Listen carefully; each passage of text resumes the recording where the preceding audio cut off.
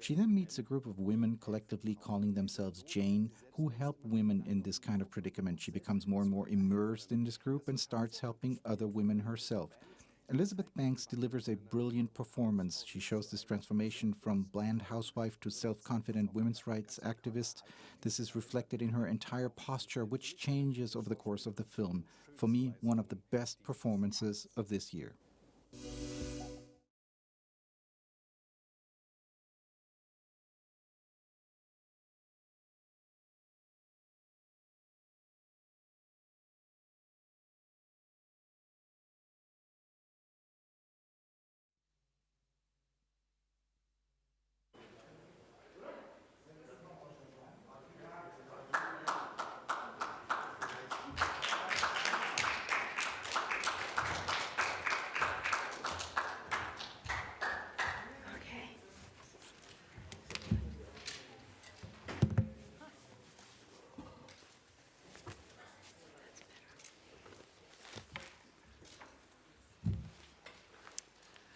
Welcome to the 72nd International Berlin Film Festival. And a very warm welcome to you, Phyllis Nagy, Director of Call Jane. Yeah. Thank you for being here, for making it all the way from America despite all the difficult circumstances. We very much appreciate your presence here. It's important to have live conversations and live interactions. And it gives back the belief in cinema, I guess, also. It's different than watching a festival online. So I would like to start with the question, what brought you to this really important and wonderful project, which I must say I also really appreciate because you do it with a light-handedness, a light-heartedness that, that enriches the experience of watching something that is in fact quite difficult. Yes, thank you really for noticing that. The producer of Call Jane sent me the script, and what I noticed immediately was that there were these moments that one could have some sort of relief with. And I saw the potential to make a film about something very serious indeed, with, as you say, a light touch, which is not what is normally brought to the subject matter, which I personally saw as being a movie about women working together in order to solve a problem, rather than a film about abortion per se. Of course, that is one of the many issues that women have had to deal with for thousands of years. And for me, the challenge was to make a film that was easy to watch, but had layers, should you care to see them in that way. But really to allow an audience to laugh almost throughout the film, of course not at certain times, means that they're watching it with you. And Call Jane is in fact a real collective. It was a collective at a time when collectives formed a very, very integral part of society in order to move on and in order to achieve more freedom. I think we need more collectives these days, in fact. But could you speak a little bit about the real Janes? Yes, of course. I had very little awareness of the real Janes when I came to the project, and I think lots of women in America don't have an awareness of them, which is a shame, and which doesn't speak well to our education, right? But the real Janes were a group of college students, mostly, and activists that were almost accidentally formed, as this organization is in the film. They were an abortion referral service for a long time, using real doctors but also some not real doctors. And then eventually they did learn to do the procedure themselves.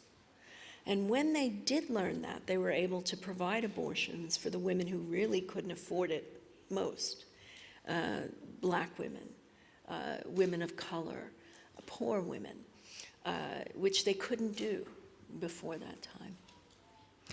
I think there's a very important moment in the film when Wunmi Mosaku highlights to Sigourney Weaver that, in fact, there is a certain injustice and that there is a certain racism even in the way that the abortions are so highly priced. I think it's a very important moment in the film, right? Yes, it certainly is. And, you know, this is still going on, of course, today. Probably even more so, because at least in the late 60s, there was a spirit of community activism that now has been replaced. And COVID has something to do with this in the last couple of years, with this spirit of individualism. Yes. You know, exactly. we are all for us, oneself. And so as a result, I think it's very difficult for certain members of a younger generation to understand that the women of the Jane Collective weren't just corny old feminists, or they were people who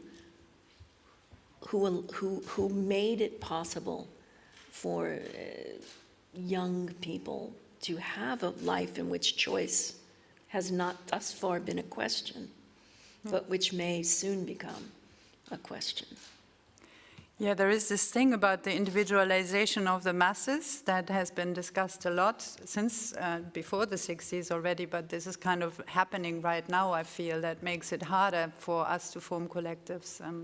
Yeah. I have seen that there was actually a question. Am I mistaken? No. Yeah. Question here from Brazil. My name is Rodrigo from TV Globo. Phyllis, first of all, your film is a blast. Thank you very much. I have a double question. First of all, I would like you to say a few words about the work of your to cast these wonderful actresses and actors. And the second question, watching your movie yesterday, I had the sensation there is a kind of a ghost surrounding those people, a ghost called Richard Nixon. I would like to understand a little bit about that ghost and the impact of Nixon to those people. Thank you very much. Sure. Well, about the casting, Elizabeth Banks had been part of the project before I came on.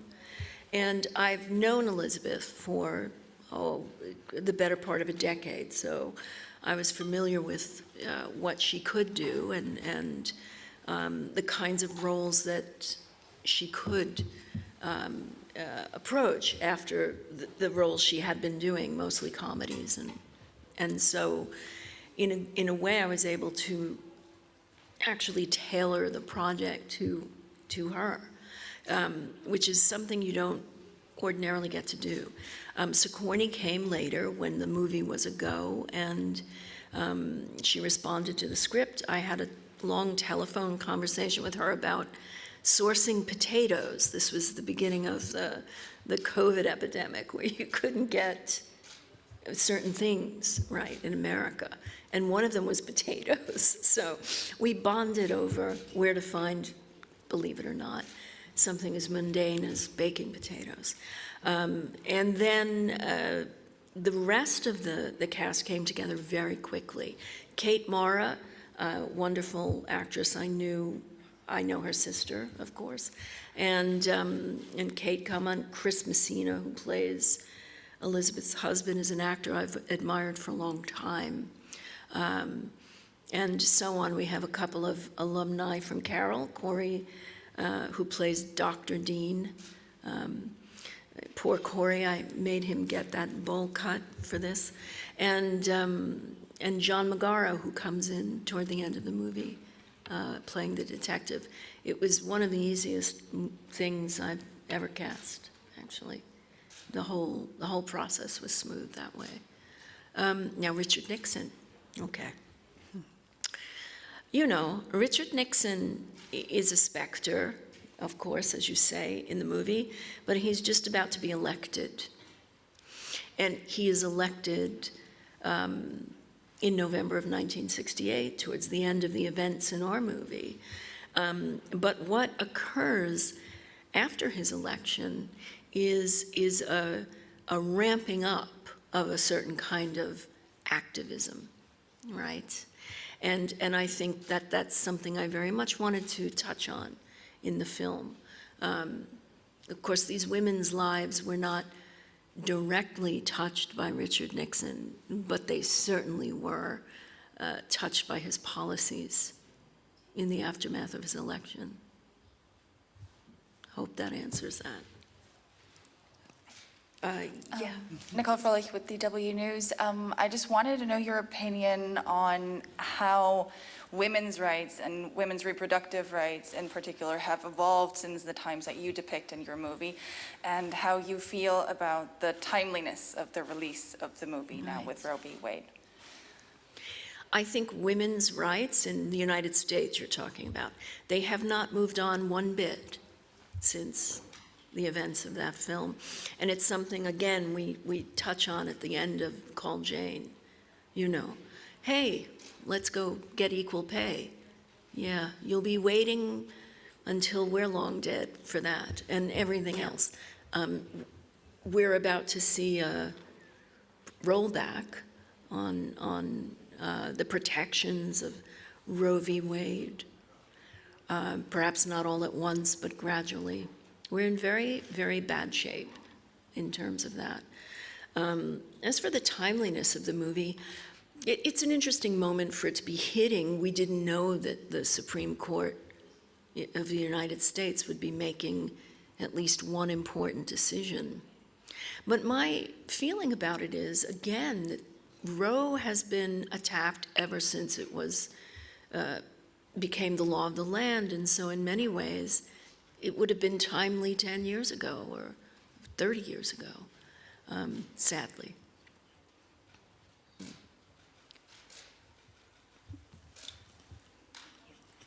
Hello, my name is Irene of Cinema Gavia, Spain. So first of all, congratulations, because the film is really, really good and very interesting. When and why start the idea to make this film for you? For me, well, I came on, I think toward the end of a development process. Of course, I worked and did normal sorts of development when I came on board. But I was very disturbed by what I have just been talking about. The retrogressive rollback of many rights for women in the United States. And I had been asked, curiously enough, there were a couple of movies, not necessarily about the Jane Collective, but about abortion in particular. And I felt that they were movies in which, that had been offered to me, in which the primary purpose of the script were to make women go through terrible experiences. So along comes this movie, which I really very much wanted to make in order to speak to people who already did not agree with me. This is a harder choice to make than you would think, but you understand what I'm saying. I know that movies aren't going to change anybody's mind about issues like this, perhaps. They will, some. But if you could get someone to just take a moment and say, you're not yelling at me, you're not preaching at me, I'm able to see this in a certain way. This script was going to allow me to do that.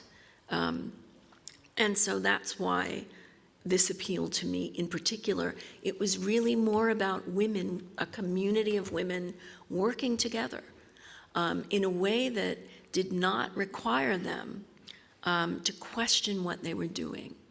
Sometimes their methods, yes, people have arguments, you're in a collective, But the fact that there could be joy in this, that there could be a sense of achievement, that not everything was about women being in pain all the time, did actually appeal to me.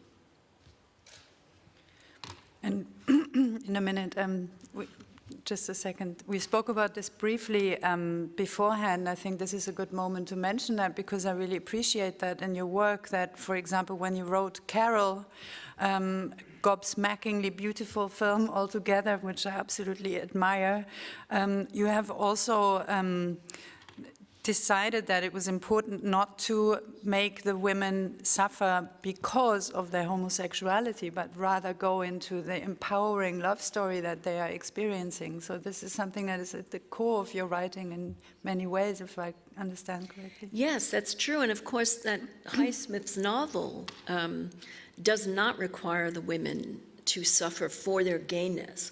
Other people make them suffer for that. And it was one of the things that greatly appealed to me about Carol, that and my friendship with her, Patricia Highsmith. But yes, I am attracted to things that are looking at something that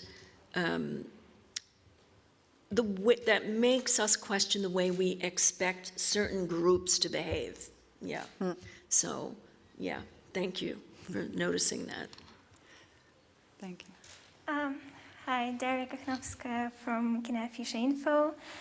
I think it's kind of connected with your question also about your attractions in filmmaking because like Carol and Call Jane, it's all set in the past and it's all touches the subjects that have changed and evolved throughout the years. So what interests you in particular to make those stories set in the past, and would you maybe one day want to make a story on the screen that is set in modern days in our time? Yes, I want to very much make a contemporary movie as long as I don't have to use cell phone text bubbles. I would be very happy not to do that. I think that the past allows us to comment on the present in a way that is not always possible when you make a film that's set in contemporary times. I will say that I think that Call Jane, though it is set in the late 60s, didn't have to be. That's how scary it is. That this should be able to speak to contemporary audiences. But that I had a great freedom in using the past to do so. And it is a film that reaches into today and right now also. Yeah. Yes, thank you very much for this film. I watched last year a series called Mrs. America, which is in the same theme of the Recognition Act that failed, evidently failed, but it was the same period. And actually, you clarified and you gave light that it's not only just about the chronicle of the camps fighting, but also it's about the transformation, the journey of a woman from a housewife of the suburbia into an activist. So I think this is powerful because it's not just description, it's also the dynamic. My question is, of course, it is about strategy and politics, because all this happened in the aftermath of the political, racial struggles of '68, and at one point, at the end, Virginia says that all my life I have been arguing with Marxist-Leninists men who are just shouting and they are doing nothing, and now I want to, and this is activism. So my real question is, what is the strategy, that it's activism over politics, or is it something that fuses them? And did you want to make a comment with this in the script? Did you want to have a message or just give the picture? Thank you. Yes, I mean, that we could talk about that all day. I think activism that's not aware of politics with a small p, the politics of a group, how you navigate personal relationships. Activism without an understanding of that is useless. So when Virginia talks about, you know, how the Marxist, Leninist men were more awful than the cops, she means it, that there was no listening to the point of view of the outsider, in that case, the women. Because at that time, it really was a bunch of, you think about the great activists of that time, the Abby Hoffmans, the Jerry Rubins, they're all men. And they did treat women like servants. So she's making a comment, and yes, it's to say, let's not go back there. You know, you think you know which men are going to behave poorly around these issues, but think again. And that, of course, isn't a blanket statement about all men. In fact, the husbands of the Jane Collective, some of them were lawyers and activist husbands and all of that, but it is true that it was different then.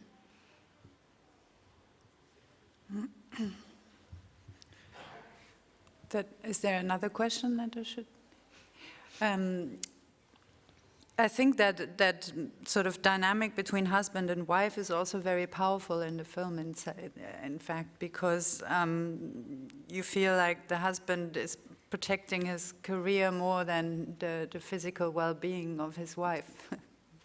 Yeah, I mean, you know, he is a product of his time and not a bad one necessarily. But yeah, he's a criminal lawyer who's just been made a partner. And so I think it also speaks to the state of what was ordinary in that time. Abortion was not an option. If it was something that you couldn't ask powerful men who are giving you a promotion to help you with. Yeah. Yeah, and this is really hard to understand, and I hope we will never be in that position again. I'd like to go to the very beginning of the film, because I love that sequence where you see her from the back with her hairdo, going out of the event space that she's at, away from the reception, and. I thought it, and then I also read it. Is there a kind of connection to Vertigo and that sort of Hitchcockian kind of hairstyle that you've picked there? Yes, I mean, there is I wanted that cool, collected, almost Hitchcockian blonde to be going out from a sort of a womb of protected privilege, although they wouldn't have seen it that way, yes, then. Right smack into the biggest political riot in Chicago of the year, yeah, of the time. So yeah, we're going out into this other world now, for a moment. Yes, but the hair color stays, and it signifies something in the film also, right? Yeah. The fake blonde for the good wife. Yes. You worked with a really wonderful DP, I must say. Her name is Greta Zozula? Yes, yes. And you shot on 35 mil. Well, we shot on Super 16. Oh, Super 16, Yeah, sorry. yeah. Could you speak about why you made that choice, and perhaps also enlighten us a little bit more about this DP's Yes. work? Well, I mean, knowing that we had very little money, I mean, hardly any budget for doesn't look it. Making a period film. Very early on, I made the decision that I wanted to shoot on film because it's very forgiving. You know, if you can't spend so much money on some aspect of the production design, the film will forgive it in a way that digital, in its lack of depth, if you don't have money, that is, to shoot digitally. Forget it, you know. So that said, when I was looking for DP, I was looking at people who had shot on film. And so many DPs have not, you know, coming up from in their 20s, 30s. and Greta had, and had an appreciation for the same references that I had for, Vivian Mayer and her Chicago photography, A Woman Under the Influence, certain sorts of framing. And so we made the decision to shoot on film, and we used one camera, which I didn't know, but is really, really hardly ever done anymore, to shoot on one camera. But I'm glad we did. Yeah, me too. And I mean, you got impressive results, and it certainly doesn't look like a low-budget film. And I'm glad you mentioned A Woman Under the Influence, because now that you say it, I can see it in the film also. It's, There's a little Wim Wenders. There's, Yes. But of course, we're not making either of those people's films who could. It's just a sense of how to see something, in the close-ups particularly. But would you say you actually had more control over the shooting because you worked with a single camera only? Yes, I think so. And also, we had very little time. We had 23 days to shoot this, and so you had to be very prepared, and we know exactly what. There was some flexibility. You get on the day, somebody can't do something, or somebody's ill, or but pretty much we had to prepare very well in order to do that, and make some decisions about the way we shot the Janes to help that along. For instance, a lot of Steadicam in there. It gives it a very lively feeling also in these yeah. scenes. There's a question over there again. Yeah. Sorry to come back. I would like to come back to your mark on the DP work. Visually, the movie is astonishing, and this is something I would like you to talk about. Did you use any specific reference from the cinema of the 60s, specifically the late 60s? This is something I would like to talk about. The second question is, you have a whole story with theater.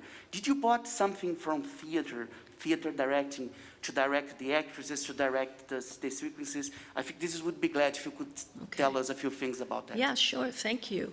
The visual references I had were, well, if they were cinematic, they were mostly from there were two major sources. One was the golden age of American independence in the early 70s, the early to mid 70s. There's lots of, the conversation may come as a surprising reference for this, or The Exorcist, or there's lots of American films that, the Peter Bogdanovich film, Last Picture Show, things like this. But also the British realist movies of the earlier 60s. Tony Richardson and Anderson films, and some Carol Rice, all of that. And Paris, Texas, to jump to another, So there were a whole bunch of things, lots of visual art references that basically in the way that people saw things, like Francis Bacon. They're not direct parallels, but I know, and the DP knew when we were looking at something, how to make that look similar. And what was the other? Oh, the theater directing, mainly in how to talk to actors, really. Directing actors, having a theater background is so much more useful, in my opinion. Because it's not that we had time, we had very little time to rehearse, but it's about having that sort of way to communicate to someone quickly on the day. Yeah. Another question, yes? Hi again. I would like you to ask you about Kate Mara's character, actually, because I think in the beginning I would expect her to somehow join Joy in this Jane Collective or be involved in that, but no, actually she's sort of this very much supporting character. She supports Joy. She tells her that whatever you're feeling, you can tell me, and she supports her husband and the daughter. So I would like you to talk about her a little bit, like what does she mean to the movie, to the story? Well, her character is, I feel, very representative of many women of that time period who lived a certain sort of life. In her case, she lost her husband unusually early, and has to raise her child on her own, but basically lives a very quiet life that is in some ways still dictated by the choices that her husband made. Joy is not so very different, but she has an extraordinary situation that forces her to find a solution she would not have made or found earlier. So this is shades of these characters. And also, I wanted to, in many movies you see characters like the Kate Mara character actually be the woman who wants to steal her friend's husband. And this is not that. And so there was a bit of a subversion of choice there with her.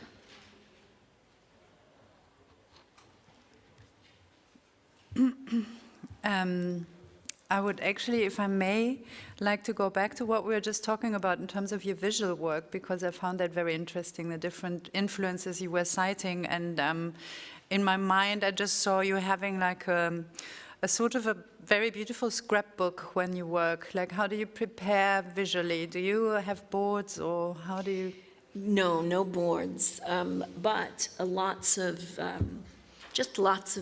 pictures, lots of visual references that I would share with the heads of department, which I would also like to say, unusually for America, they were all women. Okay. We went out of our way to find women. Consciously.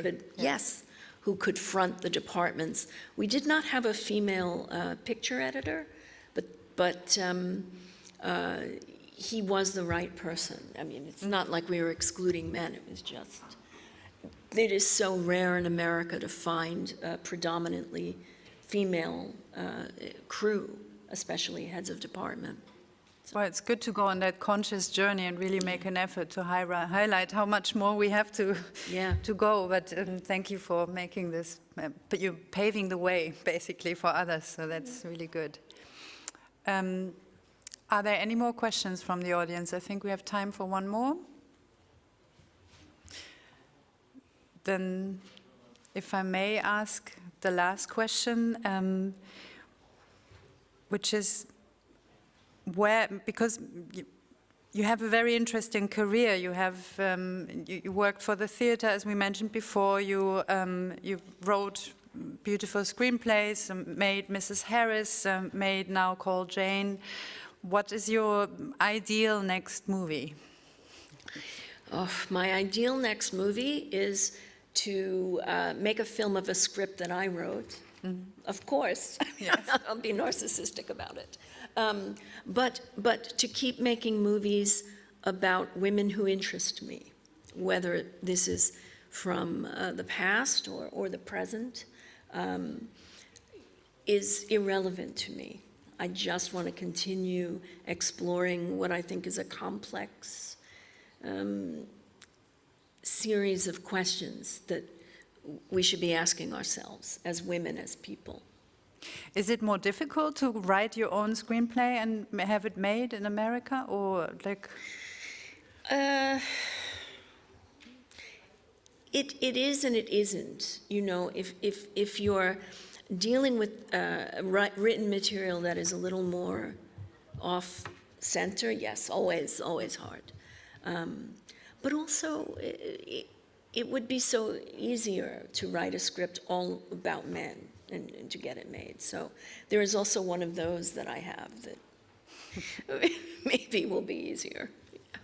I mean, I noticed at this year's festival, didn't count, but I feel that women's stories are more present than ever, which I found extremely beautiful to see, and it's something that I noticed more now that the festival is taking place.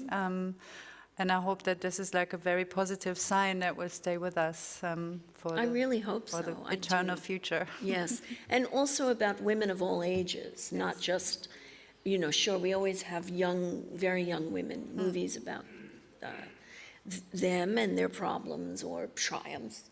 But I hope women, I'd love to see movies in which women are over 40, Yes. perhaps, making a headway in that way. Yes. Controversial, perhaps evil, Yes. not always suffering. Yes. That's right, not always suffering, yeah. Well, thank you so much. I wish you a beautiful international premiere later on today. And thank you for being here. Thank you very much, and thank you all.